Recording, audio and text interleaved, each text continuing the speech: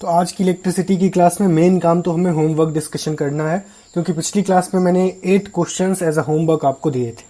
तो चलिए सबसे पहले तो होमवर्क डिस्कशन करें और फिर हम लोग थोड़ा सा एनालिसिस करेंगे heating effect of electric current का, और हम देखेंगे कि heating effect of electric current क्या है या और कौन कौन सी इफेक्ट हैं जो इलेक्ट्रिक करंट या इलेक्ट्रिसिटी दे सकता है। तो मैं आपको याद दिला दूं, एक तो हीटिंग इफेक्ट देता है, साथ ही साथ एक केमिकल इफेक्ट भी हमें देखने को मिलता है, साथ ही साथ एक मैग्नेटिक इफेक्ट भी देखने को मिलता है। इस चैप्टर में लास्ट पोर्शन है जिसमें हमें हीटिंग इफेक्ट देखना है।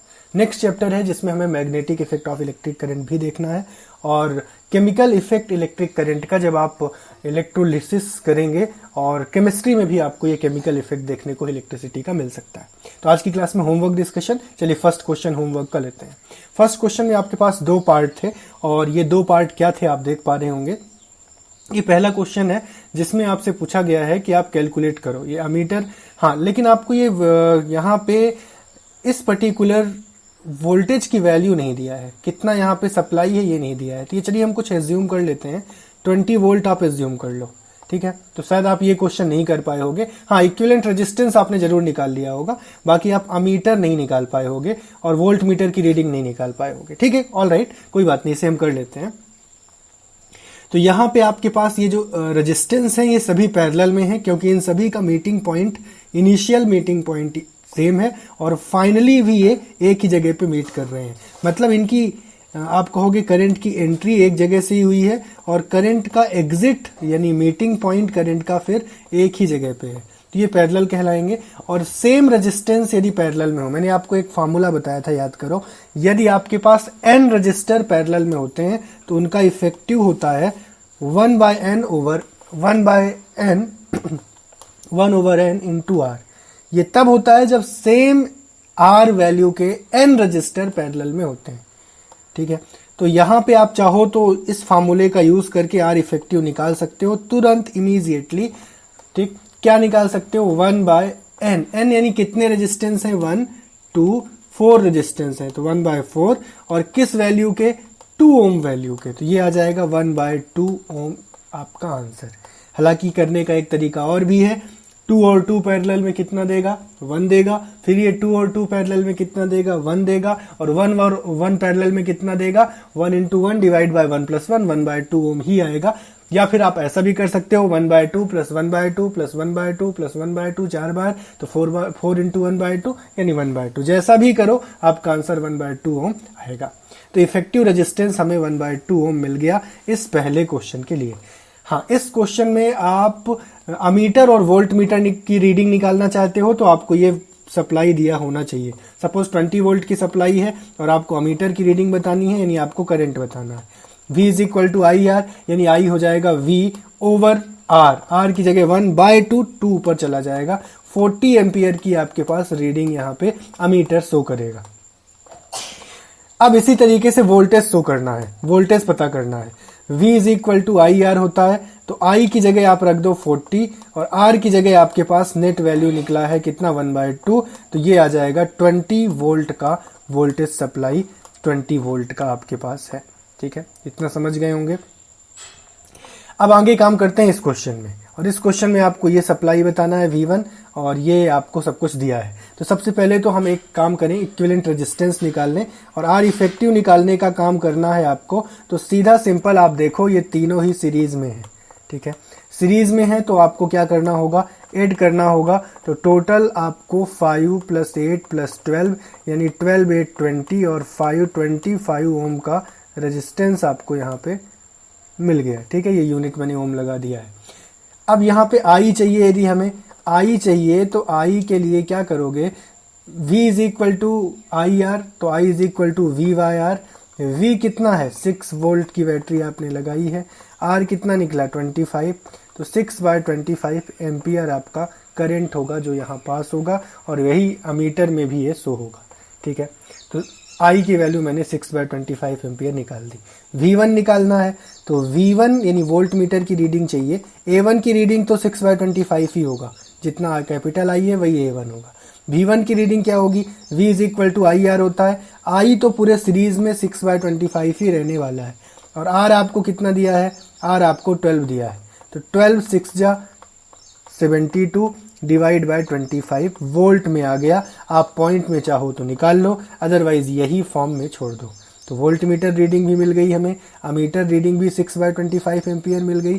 तो इस तरीके से जो भी इसमें शो किया गया था, इंडिकेटेड था, हमने निकाल लिया है। यहाँ पे यदि आपको ये 20 वोल्ट नहीं पता तो सिर्फ आर इफेक्टिव निकाल दो। 20 वोल्ट मान के करोगे तो 40 एम्पियर अमीटर रीडिंग आ जाएगी और 20 वोल्ट मीटर रीडिंग आ जाएगी। उम्मीद है आप समझ गए होंगे। सेकंड क्वेश्चन करते हैं। Just the equivalent resistance when they are connected in parallel. ये दोनों पैरेलल में कनेक्टेड हैं, तो इक्विवेलेंट रेजिस्टेंस क्या होगा? जब दो रेजिस्टेंस पैरेलल में होते हैं तो उनका प्रोडक्ट ऊपर आता है न्यूमरेटर में और उनका सम आता है डिनोमिनेटर में। R1 into R2 divide by R1 plus R2, ये हमने पढ़ा है और ये हमने अप्लाई कर दिया। 106 डिवाइड बाय 107 ओम आ गया। अब इसको यार मैं पॉइंट में नहीं निकाल रहा, यही फॉर्म में आप छोड़ दो, और एग्जाम में पॉइंट में निकालना चाहो तो आपकी चॉइस है, ऑप्शन किस फॉर्म में है, एमसीक्यूज में देख सकते हो। बाकी एग्जाम में आप ऐसा भी छोड़ के आ सकते हो, 1 मार्क में है तो, ठीक है। दूसरा, ये पैरेलल में है तो यहाँ पे आप मजबूर हो, या तो आप दो को कंसीडर करो या फिर आप एक साथ आंसर लाना चाहते हो तो 1/r इज इक्वल टू लिखो 1 प्लस 1/1 प्लस 1/103 प्लस 1/106।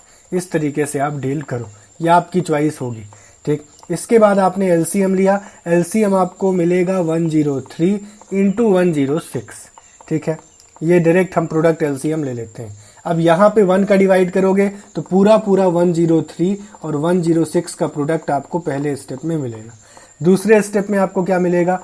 103 डिवाइड करोगे 106 मिलेगा। तीसरे स्टेप में 106 डिवाइड करोगे 103 मिलेगा। अब सबसे पहले तो 103 और 106 का इंटू मैं आपको सिखाता हूँ। हालांकि ये इंटू आप जैसा करते हो वैसा कर लो। एक इसका तरीका ये भी है कि 100 कितना एक्स्ट्रा है प्लस 3 एक्स्ट्रा है, और ये 100 में कितना एक्स्ट्रा है प्लस 6 एक्स्ट्रा है, ठीक है। तो इसको करने का एक तरीका ये भी होता है जो मैं आपको बताने जा रहा हूँ, ठीक। अब एक काम करते हैं हम लोग, इस 100, हाँ, ये अब क्या करना होगा आपको प्रोडक्ट करने के लिए? 100 प्लस 3 है ये, 100 प्लस 6 है ये, ठीक। इतना समझ गए? हाँ। अब एक काम करिए, 6 और 3 का आप प्रोडक्ट कर लीजिए, 18 आ रहा है, ठीक। और 6 और 3 का समेशन कर लो आप, कितना आ रहा है? 9।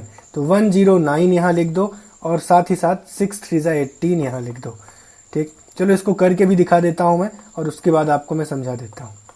तो 103 इंटू 106 किया, ये कितना आएगा? 6 3 18 और ये 1 आ जाएगा। 0 है तो एज इट इज उसको हटा दो, फिर 1 के लिए भी आप एक यहाँ और हटा दो, फिर बचेगा कितना? 3 0 1। तो ये कितना आ रहा है? 8 आ रहा है, 1 आ रहा है, और 6 और 3 9 आ रहा है, 0 आ रहा है, ठीक है। वही आया जो मैंने बताया। अब ये क्या ट्रिक मैंने लगाई है ये मैं आपको सिखाने का प्रयास करता हूँ, ठीक है। जब भी वैल्यूज इस फॉर्म में होती हैं, यानी आप थोड़ा सा ध्यान दे लो, ये चीज़ मैं अलग से बता देता हूँ आपको नेक्स्ट स्क्रीन में, ठीक। जब भी आपको प्रोडक्ट करने हो, सपोज आप ये कर रहे हो, ये थोड़ा सा एक्स्ट्रा पोर्शन है जो मैं सिखा रहा हूँ। वैदिक मैथ में हालांकि ये पोर्शन सिखाया जाता है, ठीक। तो ये आपको प्रोडक्ट करना था। इस प्रोडक्ट को करने के लिए हमने क्या किया, इसे लिख दिया 100। आप इसको ऐसा लिखो, ये है तो 103 लेकिन कितना एक्स्ट्रा है ये बता दो बस, ठीक। तो इस चीज़ को मैं सॉल्व करना चाहूँगा, यहीं पे कर देता हूँ मैं, अलग से नहीं लिखता। तो ये कितना एक्स्ट्रा है? ये प्लस 3 एक्स्ट्रा है, और ये कितना एक्स्ट्रा है? ये प्लस 6 एक्स्ट्रा है, ठीक है। अब अगला स्टेप क्या करना है, सुनना ध्यान से। अब अगला स्टेप है कि या तो 103 में आप 6 ऐड कर दो, ठीक है, क्रॉस ऐड करना है। या तो 103 में 6 ऐड कर दो, वही आंसर आएगा 109, या फिर 106 में 3 ऐड कर दो, वही आंसर आएगा 109, ठीक है। इसके बाद यदि ये दोनों प्लस में हैं तो इनका प्रोडक्ट हो जाएगा, तो 6 3 18, ठीक। ये समझ गए होगे। चलिए एक दो प्रोडक्ट में और कंसीडर करूंगा आपको समझाने के पर्पज से। सपोज यहीं पे मैं कंसीडर करता हूं 105 और इंटू इसका मैं करता हूं 103 के साथ, ठीक है। तो क्या होगा वो आप ऑब्जर्व करो। देखो ये कितना एक्स्ट्रा है? 5 एक्स्ट्रा है। ये कितना एक्स्ट्रा है? 3 एक्स्ट्रा है। तो 105 में 3 ऐड कर दो, या फिर 103 में 5 ऐड कर दो, 108 आएगा। और 5 और 3 का इंटू कर दो, 15 आएगा। ये 2 डिजिट में इंटू करना होता है क्योंकि यहाँ पे 100 बेस लेके चल रहे हैं, बेस में 2 जीरोज हैं, इसलिए हम ये 2 डिजिट लेके चलेंगे। ठीक, ये समझ गए होगे आप। चलिए कुछ और प्रोडक्ट में ले लेता हूं आपके लिए। एक एग्जाम्पल आप लो जिसमें हमने लिया 107 और हमने लिया 103। अब यहाँ पे एक बहुत इंपॉर्टेंट चीज मैं सिखा रहा हूं, यदि लास्ट के दोनों वैल्यूज का सम सेम आ रहा हो, मतलब 10 आ रहा हो, और बाकी के जो डिजिट्स हैं वो सेम हो, तो आंसर और इजी होता है। जैसे आपसे मैं बोलता हूं 25 का स्क्वायर, तो यहां भी कुछ ऐसा ही हो रहा है। लास्ट के दोनों डिजिट का सम कितना आ रहा है, 10 आ रहा है। तो यहां पे क्या होता है, 5 और 5 का प्रोडक्ट हो जाता है 25, और 2 में एक बढ़ा देते हैं 3, और 2 और 3 का इंटू कर देते हैं। अब देखो इस चीज को और एनालाइज करो। अब सपोज आपसे मैं 35 का स्क्वायर पूछूं, तो ये 35 इंटू 35 हुआ, 5 का स्क्वायर डायरेक्ट कर देंगे, और 3 में एक बढ़ाएंगे 4 आएगा, 3 4 12 हो जाएगा। ऐसे ही 45 का स्क्वायर हमें करना है, तो 5 का स्क्वायर कर देंगे, 4 में एक बढ़ाएंगे, 4 5 20 हो जाएगा। ऐसे ही जब हमें 12 इंटू 18 करना हो, तो 12 इंटू 18 में भी 2 और 8 10 दे रहा है, तो पहले तो 8 और 2 का इंटू कर लो, जैसे यहां पे कर रहे हो 5 इंटू 5 ही कर रहे हो ना, यहां भी 8 और 2 का इंटू कर लो, और 1 में एक बढ़ा दो 2 आएगा, और 1 इंटू 2 2 आएगा। ठीक है, ऐसे यहां हुआ है 7 3 21 कर लो, क्योंकि 7 और 3 जुड़ के क्या दे रहा है, 10 दे रहा है। ये तभी रूल आएगा जब यूनिट प्लेस ऐड होके 10 आए, और 10 में 1 बढ़ाओ 11 होगा, 11 और 10 110 आएगा। तो एक तरीका तो ये भी होता है जो आप याद कर सकते हो, ये लेकिन तब वैलिड है जब यूनिट प्लेस का सम 10 आ रहा हो। ऐसे ही आपसे सपोज 75 का स्क्वायर कोई पूछे, तो यूनिट प्लेस 5 5 10 ही आएगा, तो 5 का स्क्वायर कर दो, 7 में एक बढ़ाओ 8 आएगा, 7 8 56। ऐसे किसी का भी निकाल सकते हो आप।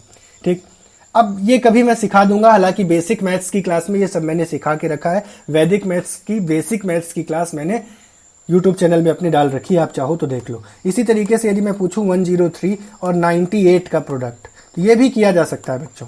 अब आप चाहो तो मैं इसको क्विकली एनालाइज करा देता हूं, बाकी आज का मेन टॉपिक तो अपना साइंस का चल रहा है। ठीक है, ये +3 है, और ये 100 में देखें तो -2 है। अब या तो 103 में 2 सब्ट्रैक्ट करो, या 98 में 3 ऐड करो, ये 101 ही आएगा। ठीक है, अब ये 3 2 6, माइनस का 6 आ रहा है। अब माइनस के 6 का मतलब मैं समझा दूं, 100 में 6 सब्ट्रैक्ट करना, ये -6 का मतलब है, तो यहाँ 94 आएगा। इस तरीके से आप कर सकते हैं 103 और 98 का प्रोडक्ट। ठीक है, आपको और डिटेल में जाना है तो मैंने बता दिया, आप बेसिक मैथ्स की क्लास देख लें, जो आपको कहाँ मिल जाएगी, जो आपको मिल जाएगी ऑब्वियसली मेरे YouTube चैनल के बेसिक मैथ्स सेशन में, आप देखना। अब चलिए एक क्वेश्चन और मैं ले लेता हूं, और क्वेश्चन आपके पास है, चलिए स्क्रीन एक और ले लेते हैं।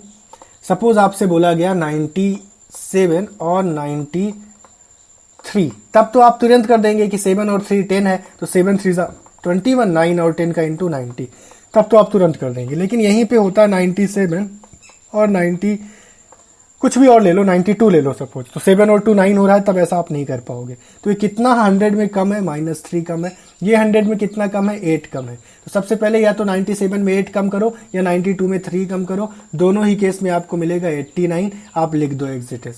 फिर 8 3 क्या होता है, 24, माइनस का 24 है, लेकिन अब माइनस के 24 का मतलब है 100 में 24 सब्ट्रैक्ट कर दो, तो ये आएगा कितना आएगा, 76 आएगा। तो 8976 आपका आंसर है। ठीक है, उम्मीद है आपको समझ में आ गया होगा, बाकी आप और डिटेल में जाना है तो देख लो। ठीक, आगे हम फिलहाल इस क्वेश्चन पे चलते हैं। तो 103 इंटू 106 हमारा 10918 आ गया। मैंने ट्रिक से सिखाया है, बाकी आप ऐसा भी कर सकते हो। ठीक, और इतना ही नहीं, आपको मैंने बहुत सारे इंपॉर्टेंट रूल सिखा दिए, आप 100 के आसपास का प्रोडक्ट आसानी से कर सकते हैं। तो 10918 यहाँ लिख दो। इसके बाद आपके पास 106 ऐड करना है इसमें, और क्या ऐड करना है इसमें, 103 ऐड करना है, और नीचे क्या आ गया है, 10918 आ गया है। ठीक, अब इसको क्विकली आप ऐड करके ऊपर और नीचे जो भी आ रहा है उसी फॉर्म में आंसर छोड़ दो। 6 और 3 9 और 8, यानी 6 और 3 9, और ये 17 आ जाएगा 8 ऐड करने पे। फिर ये 1 आ गया कैरी, और 1 + 0 1 + 0 1, और ये 1 2 आ गया यहाँ पे। फिर इसके बाद 1 और 1 2, और ये 9 11 हो गया। फिर इसके बाद यहाँ से कुछ नहीं है, यहाँ पे ये 1 हो जाएगा, और ये 1 हो जाएगा। तो 1 1 1 2 7 डिवाइड बाय 109 और 18, ये आपको टोटल ओम में आ गया। अब मैं चाहूंगा इसी फॉर्म में अभी छोड़ देते हैं, पॉइंट में निकालना थोड़ा टीडियस हो जाएगा। एग्जाम में भी आप यदि 1 या 2 मार्क्स में देखते हो तो इसी फॉर्म में छोड़ सकते हो, ठीक है। बाकी यदि कोई इजी वैल्यू है तो पॉइंट में छोड़ दो, समझ गए। चलिए थर्ड क्वेश्चन करते हैं। आपको हाईएस्ट चाहिए, हाईएस्ट कब रेजिस्टेंस मिलता है, जब सीरीज में लगाओ। तो हाईएस्ट चाहिए तो सीरीज में कनेक्ट कर दो, सीरीज में कनेक्ट करोगे सबका सम करना होगा, तो 4 + 8 12 आ गया, +12 24 आ गया, और +24 24 और 24 48 आ गया। तो 48 ओम इज योर आंसर। अब दूसरा पार्ट है और उसमें बोला गया है कि लोएस्ट चाहिए। लोएस्ट चाहिए तो क्या करना होगा, पैरेलल में कनेक्ट करना होगा। तो 1/r इज इक्वल टू कितना मिलेगा, 1/4 + 1/8। मैंने बताया था इफेक्टिव रेजिस्टेंस मैक्सिमम कब होता है, जब सीरीज में कनेक्टेड हो, मिनिमम कब होता है, जब पैरेलल में कनेक्टेड हो, इसलिए हमने ऐसा किया। अब इन सब का जो इक्विवेलेंट एलसीएम है वो 24 आएगा। अब 4 डिवाइड करोगे, 4 6 जा 24, 6 का इंटू, 8 डिवाइड करोगे, 8 3 जा 1 में 3 का इंटू, 12 डिवाइड करोगे 24 में 2 तो 1 में 2 का इंटू, 24 डिवाइड करोगे तो 1 में 1 का इंटू। तो ये आ रहा है 6 3 9 और 12/24 आ रहा है, यानी 1/4 आ रहा है। 12/24 का मतलब 1/2, तो आर आपका डायरेक्ट आ गया 2 ओम रेसिप्रोकल करने पर। तो 2 ओम आपको इफेक्टिव मिनिमम रेजिस्टेंस मिलेगा और मैक्सिमम रेजिस्टेंस आपको 48 ओम मिलेगा, ठीक है। तो इफेक्टिव मैक्सिमम पूछेगा तो आप सीरीज में कनेक्ट करोगे, इफेक्टिव मिनिमम पूछेगा तो आप पैरेलल में कनेक्ट करोगे। उम्मीद है समझ गए होंगे। फोर्थ क्वेश्चन देखें। एक बैटरी है 9 वोल्ट की, तो ये बैटरी है, एज्यूम कर लो 9 वोल्ट की है, ठीक है। कनेक्ट किया गया है इसको सीरीज में। कौन कौन सीरीज में कनेक्ट है, एक 0.2 है, 0.3 है, 0.4 है, 0.5 है, और जाके एक 12 भी कनेक्टेड है, ठीक है। तो यहाँ पे एक 12 भी ले लो, ये सब कनेक्टेड है सीरीज में। चलो ये 12 है, ये 0.5 है, ये 0.4 है, ये 0.3 है और ये 0.2 है। हाउ मच करंट, करंट पूछा है कितना निकलेगा। पहले तो इफेक्टिव रेजिस्टेंस निकालो और आर इफेक्टिव होगा सीरीज में इन सब का सम, यानी 0.2 को किसके साथ जोड़ो, 0.3 के साथ जोड़ो, फिर इसको 0.4 के साथ जोड़ो, फिर इसको 0.5 के साथ ऐड करो, फिर इस पूरे में 12 ऐड करो, ठीक है। ये पूरा सम कर लो आप जैसे भी करते हो। 3 2 5 4 9 5 14 और 2 और 1 3 और ये 1 13.4, ये आ रहा है मेरा इक्विवेलेंट, ठीक है। ऐसे भी देख लो 3 2 5.5 1 1.4 और 1.4 ऐड करोगे 12 में 13.4। आई क्या होता है, आई होता है V/R, V है 9 और ये आ गया 13.4। अब या तो इसी फॉर्म में छोड़ा जा सकता है आंसर, या आप चाहो तो एक जीरो ऊपर बढ़ाओ, नीचे आ जाएगा 134। थोड़ा बहुत इसमें कट पिट कर सकते हो चाहो तो, 2 से तो कटता दिख ही रहा है, ऊपर आएगा 45, नीचे आएगा 2 6 या 12 और 14 आ जाएगा ना, 2 7 जा 14, तो 45/67। अब मैं इसी फॉर्म में छोड़ दे रहा हूं, आप चाहो तो पॉइंट में बदल देना या इसी फॉर्म में छोड़ देना। कोई चीज पॉइंट में इजीली डील हो जाती है तो बदलो, अदरवाइज उसी फॉर्म में फ्रैक्शन के फॉर्म में छोड़ सकते हो। इतना करंट आपको मिलेगा 45/67 एम्पीयर। चलिए नेक्स्ट क्वेश्चन लेते हैं, फिफ्थ क्वेश्चन। अब इसमें बोला गया है कि 6 ओम के रजिस्टर्स हैं। कितने रजिस्टर हैं, 3। अब ये 6 ओम के 3 रजिस्टर को मैं किस तरीके से कनेक्ट करूं कि ये मुझे 9 दे दें। यदि मैं सीरीज में कनेक्ट करूंगा तो 6 6 6 18 ओम देंगे, 9 नहीं देंगे। तो ये पहला रिजल्ट तो मेरा फॉलो नहीं हुआ। तीनों को पैरेलल में कनेक्ट करूं, बाय द वे ये 6 है, ये 6 है और ये 6 है, तो 2 6 3 दे देंगे, ठीक है। तीनों को यदि मैं पैरेलल में कनेक्ट करूं, 6 को 6 को 6 को, तो इनका इक्विवेलेंट, हालांकि एक फार्मूला भी है 1/n, तो 3 रजिस्टर हैं तो 1/3 इंटू आर, कैपिटल आर की जगह 6, तो ये दे देगा 2 ओम। यानी अभी भी ये क्या नहीं दे रहा, अभी भी ये आपको इनमें से कोई वैल्यू नहीं दे रहा, लेकिन आपको सीखने में तो आ गया कि ये सीरीज और पैरेलल क्या होगा। अब आगे बढ़ते हैं। अब एक को सीरीज में रखते हैं, बाकी 2 को पैरेलल में रखते हैं, ठीक है। एक को सीरीज में रखते हैं, बाकी 2 को पैरेलल में रखते हैं, तो ये 6 हो गया और बाकी 2 6 हो गए, तो ये 6 तो आपका 6 है, बाकी जो दो 6 हैं वो 3 ओम दे देंगे। कैसे? 6 इंटू 6 डिवाइड बाय 6 प्लस 6 यानी 36 डिवाइड बाय 12, 3 दे देगा और इसका इक्विवेलेंट आ जाएगा 9 ओम। और ये आंसर आ चुका है आपके फर्स्ट पार्ट का, जहां पे आपने क्या किया, दो रेजिस्टेंस को सीरीज में दो रेजिस्टेंस को पैरेलल में लिया, एक को सीरीज में लिया। अब तीनों को सीरीज में लेने पे आंसर बिल्कुल नहीं आ रहा। 18 ओम है और 18 ओम हमें नहीं निकालना, और तीनों को पैरेलल में लेने पे हमारा आंसर आ रहा है 2 ओम। कैसे? 6 और 6 का पैरेलल 3 और 3 और 6 का पैरेलल 18/9 2 आ रहा है। ठीक है, या फिर आप सिंपली फार्मूला लगाएं 1/n, तो 3 है तो 1/3 इंटू 6, तीनों रेजिस्टेंस सेम है तब ऐसा लगाएंगे। ठीक, तो तीनों पैरेलल पे भी नहीं आ रहा हमारा 4, तीनों सीरीज पे भी नहीं आ रहा 4। तो अब एक काम करते हैं, एक सीरीज में लिया था, अब हम 2 सीरीज में लेके देखते हैं। यही ऑप्शन बचा हमारे पास, 2 सीरीज में लेते हैं और उन 2 के साथ हम उसको पैरेलल में कनेक्ट कर देते हैं। बस एक ही ऑप्शन आपके पास बचा है जिसको हम इंप्लीमेंट कर देते हैं। तो पहले तो हमने 2 को सीरीज में लिया और इन 2 के साथ फिर हमने तीसरे को पैरेलल में लिया। तो ये लॉजिक आप तभी लगा पाएंगे जब अच्छी प्रैक्टिस कर लेंगे। तो 6 और 6 आपका 12 आ गया और नीचे 6, तो ये सर्किट बन चुका है इस फॉर्म में, 12 और नीचे 6। तो देखते हैं अब आंसर आ रहा है क्या? बिल्कुल आएगा। 12 और 6 को कैसे डील करोगे? 12 into 6 divide by 12 plus 6, 12 plus 6 आपका आ जाएगा 18, जो कि कटेगा। तो 3 6 जा 18 और 3 4 जा 12, 6 प्यारे बच्चों कट गया, 4 ओम आपको मिल गया। तो बस आप समझ गए होंगे कि 4 ओम कब मिलेगा, जब 2 को सीरीज में और उन दोनों के साथ तीसरे को पैरेलल में। तो ये क्वेश्चन थोड़ा ज्यादा टफ हो सकते हैं क्योंकि यहाँ पे हमें लॉजिक लगाना पड़ेगा, हमें एरर एंड ट्रायल लगाना पड़ेगा, लेकिन जब प्रैक्टिस आपकी हो जाएगी तो ये भी आप कर पाएंगे जैसा आपने यहाँ पे अभी किया। तो पहले तो आप यदि दोनों को पैरेलल में और तीसरे को सीरीज में रख देते हैं तो आपको 9 ओम मिल जाएगा। अब ये 2 को सीरीज में और तीसरे को पैरेलल में रख देते हैं तो आपको 4 ओम मिल जाएगा, जो आपने निकाल लिया। हालांकि इन क्वेश्चंस को आपको दोबारा करना मस्ट है, जब 2 बार 3 बार करेंगे तभी आप समझ पाएंगे। अभी आपको आइडिया हो गया। चलिए नेक्स्ट क्वेश्चन लेते हैं। There are 3 resistors joined in series in a system. एक सिस्टम में 3 रजिस्टर हैं और ये तीनों रजिस्टर 10, 20 और 30 ओम के हैं और ये तीनों सीरीज में कनेक्टेड हैं और पोटेंशियल डिफरेंस है 240 वोल्ट का, जो अगेन सीरीज में इनके साथ कनेक्टेड है। ये 240 वोल्ट का आप पोटेंशियल यहाँ पे कनेक्ट कर दें। फिर आगे बोला है find the total resistance and current. तो सबसे पहले तो टोटल रेजिस्टेंस मैं निकाल दूं, तीनों का सम 10, 20 और 30 आप इनका सम कर दें, क्योंकि सीरीज में इक्विवेलेंट रेजिस्टेंस सिंपली सम होता है सभी रजिस्टर्स का जो भी कनेक्टेड है। तो 20 प्लस 10 30 प्लस 30 60 ओम, ये आपको मिल गया। करंट पूछा है, V is equal to I R होता है, तो I is equal to V by R होगा। V 240 रख दो, R 60 रख दो, 0 0 तो कट गया, 6 4 जा 24, तो 4 ampere is your effective total current flowing in this circuit और 60 ओम आपका रेजिस्टेंस आ गया। तो दोनों आंसर आपके आ गए। ठीक है, 7th क्वेश्चन करते हैं।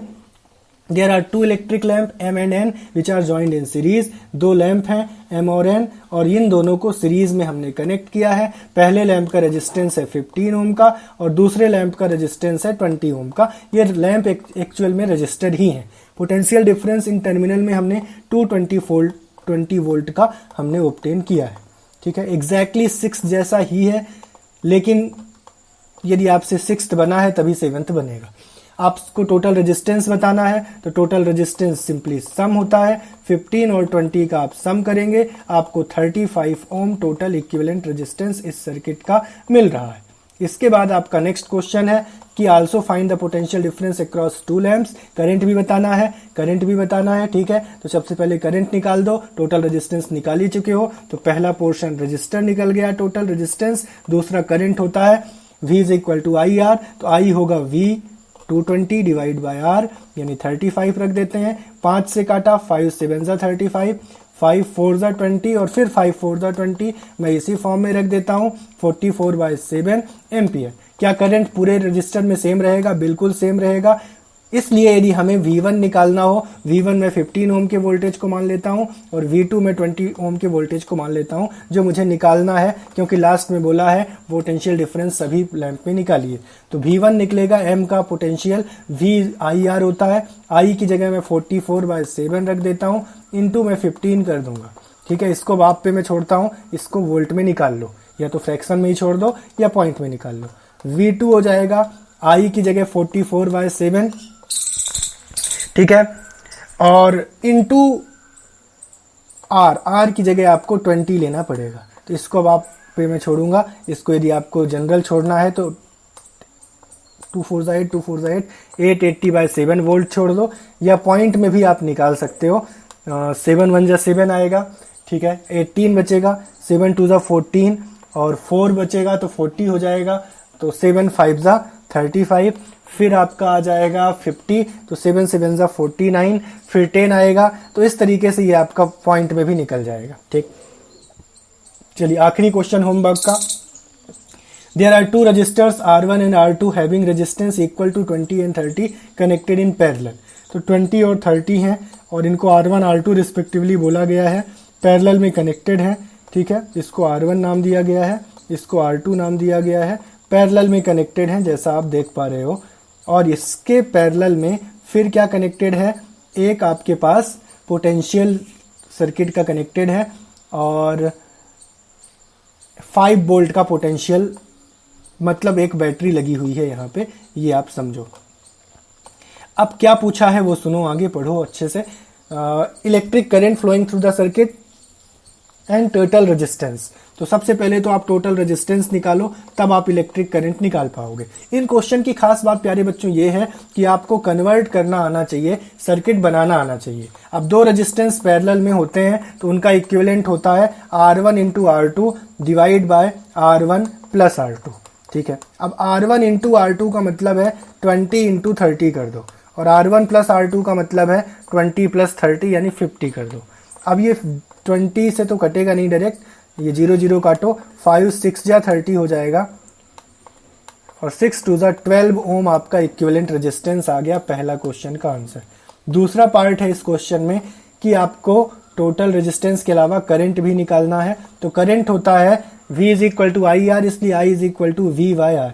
V 5 वोल्ट का है, रेजिस्टेंस आपने 12 निकाला, तो ये करंट आपका इसी फॉर्म में, चलो छोड़ देते हैं, तो ये एम्पियर में 5/12 एम्पियर आपका करंट निकल के आ गया। तो दीज आर 8 क्वेश्चंस जो होमवर्क में थे, जिन्हें आपने कर लिया है। आज का एक टॉपिक है जिसे थोड़ा सा हम शुरू करेंगे, बस इंट्रोड्यूस में कर रहा हूं, और ये है इलेक्ट्रिक करंट का हीटिंग इफेक्ट। मैं आपको याद दिला दूं, आपका इलेक्ट्रिक करंट कई इफेक्ट देता है। ठीक है, कौन कौन से इफेक्ट हैं जो इलेक्ट्रिक करंट देता है? तो effects zone by electric current मैं एक्सप्लेन करना चाहूंगा। सबसे पहले, इलेक्ट्रिक करंट जनरली 3 तरीके के इफेक्ट शो करता है जिसे हमें पढ़ना होता है, और आज नहीं तो कल कभी ना कभी आप इन तीनों को ही पढ़ोगे। आज फिलहाल हमें पढ़ना है पहला इफेक्ट, जिसे बोलते हैं इलेक्ट्रिक करंट का हीटिंग इफेक्ट। यानी कब इलेक्ट्रिक करंट हीटिंग जनरेट कर सकता है, हीट प्रोड्यूस कर सकता है, और जब भी इलेक्ट्रिक करंट हीट प्रोड्यूस करेगा, अभी हम सीखेंगे कब करेगा, और आज तो मैं सिर्फ इंट्रोड्यूस कर रहा हूं, कल मैं डिटेल से बताऊंगा कि कब हीटिंग इफेक्ट होता है। ठीक है, heating effect of electric current, यानी इलेक्ट्रिक करंट हीट करेगा कब करेगा। एक्चुअल में होता यह है कि जब कभी भी करंट की सप्लाई होती है तो पूरा का पूरा करंट आप कह सकते हो पावर में कन्वर्ट नहीं होता। ठीक है, तो कुछ यूजफुल एनर्जी में कन्वर्ट होता है, और कुछ एनर्जी हमारी ऐसी होती है जो हीट के फॉर्म में डेसिपेट होती है, मतलब कंज्यूम होती है। हालांकि इसको कई जगह हम यूजफुल नहीं बोलेंगे, लेकिन कई जगह ये यूजफुल कहलाएगा, यानी ये इफेक्ट हमारे लिए हेल्पफुल हो जाएगा जब हम हीटर की बात करेंगे। लेकिन जब हम बात करेंगे जनरल सप्लाई की इलेक्ट्रिक बल्ब में, या इलेक्ट्रिक हीट, या इलेक्ट्रिक बल्ब के अलावा इलेक्ट्रिक फैन वगैरह में, तो वहां पे हीटिंग एक तरीके से आपके लिए एडवांटेजियस नहीं होगा। लेकिन जब इलेक्ट्रिक आयरन या फिर इलेक्ट्रिक ओवन की बात करेंगे तो वहां पे हीटिंग इफेक्ट आपके लिए इंपॉर्टेंट रोल प्ले करेगा। तो हीटिंग इफेक्ट के दोनों पहलू हैं, एडवांटेज वाले पहलू भी हैं, डिसएडवांटेज वाले। लेकिन हीटिंग इफेक्ट आया क्यों? तो हीटिंग इफेक्ट करंट के फ्लो होने के कारण आया, दूसरी बात रजिस्टर की वैल्यू के कारण आया, तीसरी बात टाइम के कारण आया। आप लोग घर पे भी ऑब्जर्व करते हो, जब बहुत समय तक किसी चीज को आप जला के रखते हो या चालू करके रखते हो तो उसमें हीट जनरेट हो जाती है। यहाँ तक कि लैपटॉप को भी आप बहुत समय तक वर्किंग में रखते हो तो उसमें हीट आपको देखने को मिलता है, क्योंकि वो भी ऑब्वियसली इलेक्ट्रिसिटी से ही रन हो रहा है। तो जो भी आपकी डिवाइसेस इलेक्ट्रिसिटी से रन होते हैं, एक पर्टिकुलर टाइम के बाद आप देखोगे कि वो हीट करते हैं। इसका सीधा सा रीजन है कि इलेक्ट्रिक करंट में हीटिंग इफेक्ट होता है, यानी करंट एक इंपॉर्टेंट पहलू है हीटिंग इफेक्ट का। करंट के अलावा रजिस्टर और रजिस्टर की वैल्यू, रेजिस्टेंस भी एक इंपॉर्टेंट पहलू है हीटिंग का। और तीसरा पहलू है टाइम। ज्यादा टाइम तक यदि आप अप्लायंस को या डिवाइस को रन करोगे तो हीट ज्यादा होगा। ये तीनों ही पहलू, जो तीन मैंने पैरामीटर बताए, क्या क्या बताए, एक मैंने करंट बताया, दूसरा मैंने रजिस्टर की वैल्यू बताई, रेजिस्टेंस लिख लो, तीसरा मैंने टाइम बताया। ये तीनों ही इंपॉर्टेंट पैरामीटर हैं जिस पर हीटिंग इफेक्ट डिपेंड करता है, जिसको हम पढ़ेंगे लेटर ऑन। और इसको जूल्स नाम के साइंटिस्ट ने डिटेल से एनालाइज किया था और उन्होंने एक जूल्स लॉ दिया था हीटिंग इफेक्ट को समझाने के लिए, जिसे हम जूल्स लॉ ऑफ हीटिंग बोलते हैं, जिसको मैं आपको समझाऊंगा नेक्स्ट क्लास में। आज की क्लास में मैं सिर्फ ये बताना चाह रहा हूं कि हीटिंग किनके कारण आया और कौन कौन से इलेक्ट्रिक करंट के इफेक्ट हैं जिन्हें हमें सीखना है। तो हीटिंग करंट के कारण और रेजिस्टेंस के कारण और टेम्परेचर के कारण आया, और इन तीनों पर ही हमारा हीटिंग इफेक्ट डायरेक्टली डिपेंड करता है, यह भी याद रखिएगा। डायरेक्टली का मतलब करंट बढ़ाने से हीटिंग बढ़ेगा, रेजिस्टेंस बढ़ाने से हीटिंग बढ़ेगा, टाइम बढ़ाने से हीटिंग बढ़ेगा। डायरेक्टली डिपेंड करता है इन तीनों पर, ठीक है। इसके अलावा दूसरा हमारे पास इफेक्ट होता है magnetic effect of electric current, यानी जब एक कंडक्टर नेक्स्ट चैप्टर हमारा यही है, magnetic effect of electric current, ठीक है, 13th चैप्टर। अभी हम 12th चैप्टर पढ़ रहे हैं आपके साइंस एनसीईआरटी का 10th क्लास का। मैग्नेटिक इफेक्ट ऑफ सर्किट या magnetic effect of electric current जब हम लेते हैं तो magnetic effect of electric current में हम ये देखते हैं कि जब भी कोई करंट कैरिंग कंडक्टर आपके सामने आता है तो उस करंट कैरिंग कंडक्टर के आसपास एक मैग्नेटिज्म आ जाता है, ठीक। तो इसको हांस क्रिश्चियन ऑर्स्टेड ने सबसे पहले किसने ऑब्जर्व किया था इस इफेक्ट को? हांस क्रिश्चियन ऑर्स्टेड ने, जिसे हम डिटेल से पढ़ेंगे। इस एक्सपेरिमेंट को हम चैप्टर 13 में पढ़ेंगे प्यारे बच्चों। इसमें बताया गया था कि ये करंट है और इस कंडक्टर में करंट फ्लो हो रहा है, इस कंडक्टर में करंट फ्लो हो रहा है, तो इसके आसपास एक कॉन्सेंट्रिक सर्कल के फॉर्म में मैग्नेटिज्म डेवलप हो जाता है, और इस मैग्नेटिज्म को हम मैग्नेटिक इफेक्ट बोलते हैं इलेक्ट्रिक करंट का। और ये मैग्नेटिज्म एक मैग्नेट की तरह ये बिहेव करता है। कौन? Current carrying conductor. मतलब करंट के आने के कारण कंडक्टर क्या दिखाने लगा? मैग्नेटिज्म दिखाने लगा। इसीलिए इस इफेक्ट को magnetic effect of electric current बोलते हैं। तो आप उम्मीद है समझ गए होंगे। ये दूसरा इफेक्ट है जिसके लिए पूरा चैप्टर ही है हमारे पास, चैप्टर 13।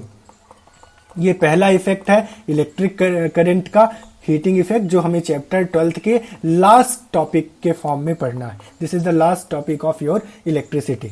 और तीसरा इलेक्ट्रिक करंट का हमारे पास इफेक्ट देखने को मिलता है जिसे हम बोलते हैं chemical effect of electric current. और ये केमिकल इफेक्ट में आपने कभी सुना हो गैल्वेनाइजेशन। केमिस्ट्री में आप पढ़ेंगे गैल्वेनाइजेशन, जिसमें हम पूरी इलेक्ट्रोलिसिस कराते हैं और केमिकल इफेक्ट की बात करते हैं। तो हालांकि केमिकल इफेक्ट के लिए कोई पर्टिकुलर चैप्टर हमें नहीं पढ़ना, लेकिन हम केमिस्ट्री में इलेक्ट्रोलिसिस कराते हैं, वहां पे हम इलेक्ट्रिक करंट का केमिकल इफेक्ट देखते हैं, जिसमें इलेक्ट्रिक करंट को प्रोड्यूस करके हम इलेक्ट्रोलिसिस प्रोसेस कराते हैं। और हम ऐसा करते हुए इलेक्ट्रिक करंट का केमिकल इफेक्ट देखते हैं, और हम पाते हैं कि गैल्वेनाइजेशन भी यदि हमें करना हो तो हम 2 प्लेट यूज करते हैं और हम आयरन को गैल्वेनाइज कर सकते हैं, और आयरन में हम जिंक की परत चढ़ा सकते हैं, जिससे हम आयरन को आप कहोगे कि कोरोजन होने से, यानी उसके क्षरण होने से, उसके डिग्रेड होने से उसको बचा सकते हैं। तो ये 3 इंपॉर्टेंट इफेक्ट हैं इलेक्ट्रिक करंट के जो आपको देखने को मिलेंगे। कौन कौन से? हीटिंग इफेक्ट, दूसरा मैग्नेटिक इफेक्ट, तीसरा केमिकल इफेक्ट। केमिकल इफेक्ट में पूरी इलेक्ट्रोलिसिस प्रोसेस आपको याद रखना है जो आपको देखने को मिलती है। हीटिंग इफेक्ट में आपको ध्यान रखना है कि कोई भी कंडक्टर यदि करंट को कैरी करता है और उसके पास कुछ रेजिस्टेंस है, कुछ समय के लिए करंट फ्लो होता है, तो इन 3 फैक्टर पे हमारा हीटिंग डिपेंड करता है। आप एग्जांपल ले लो ना आयरन का, आपके घर में आयरन है, इलेक्ट्रिक आयरन, आप उसका यूज कर रहे हो, तो कब वो गर्म होता है? कुछ समय के लिए आप उसको यूज करते हो ना, तब गर्म होता है, करंट फ्लो कराते हो ना, तब होता है। और याद रखो उस पर्टिकुलर आयरन में रेजिस्टेंस को इंक्रीज करने के लिए आपने यूज किया है एलॉय। कौन सा एलॉय यूज किया है आपको मैंने बताया था। आपके पास 3 तरीके के एलॉय होते हैं, कांस्टेंटन, मैंगनीन और नाइक्रोम। तो जनरली हम नाइक्रोम वायर यूज करते हैं किसके लिए? हीटिंग मटेरियल के तौर पे। याद रखेंगे ये बात। मैग्नेटिक इफेक्ट भी समझ गए, कोई भी करंट कैरिंग कंडक्टर है तो मैग्नेटिज्म शो करता है। तो अब चलिए हीटिंग इफेक्ट को थोड़ा सा मैं एक ब्लॉक डायग्राम से समझाता हूं और कल की क्लास में इसका मैं मैथमेटिकल सिनारियो, मैथमेटिकल एक्सप्रेशन और डेरिवेशन लेके आऊंगा। ठीक है, तो चलिए देखिए, आप समझिए इसको। Heating effect of electric current actual में आपको समझना है तो सबसे पहली चीज याद रखना है कि बैटरी या सेल जो भी आप यूज करते हो वो इलेक्ट्रिक एनर्जी का एक सोर्स है और इसके बिना आप करंट का फ्लो नहीं देख पाओगे, और जब तक करंट का फ्लो नहीं होगा तब तक आप हीटिंग इफेक्ट की बात कर ही नहीं सकते हो। इसलिए सबसे पहली बात तो ये इंपॉर्टेंट है कि सेल तो आपका ये होता है और एक से ज्यादा सेल यदि आपने यूज कर लिए तो उसको आप बैटरी बोल दोगे। ठीक है, तो जब भी आप सेल यूज करते हो या बैटरी यूज करते हो तो वो पोटेंशियल डिफरेंस जनरेट करता है और उसी के कारण करंट का फ्लो हो पाता है कि क्योंकि आपने देखा था, आपने वाटर सिस्टम देखा था, तो वाटर सिस्टम में प्रेशर डिफरेंस के कारण वाटर का फ्लो होता है। उसी तरीके से इलेक्ट्रिक सर्किट में करंट तब फ्लो होता है जब पोटेंशियल का डिफरेंस हो। तो बैटरी या सेल आपने लिया है, यहां पे केमिकल रिएक्शन होती है और इसके कारण से ये पोटेंशियल डिफरेंस को प्रोड्यूस करता है दोनों टर्मिनल में, और जिस कारण से करंट का फ्लो होता है। वो करंट का फ्लो होगा किस फॉर्म में? सबसे पहले तो इलेक्ट्रॉन मोशन में आते हैं और इलेक्ट्रॉन फ्लो होना शुरू करते हैं, और इलेक्ट्रॉन के अपोजिट करंट फ्लो होना शुरू करता है रजिस्टर में। तो पहला स्टेप आप समझ गए, बैटरी का होना जरूरी है। दूसरा स्टेप इलेक्ट्रॉन फ्लो होंगे जिसके अपोजिट करंट फ्लो होगा।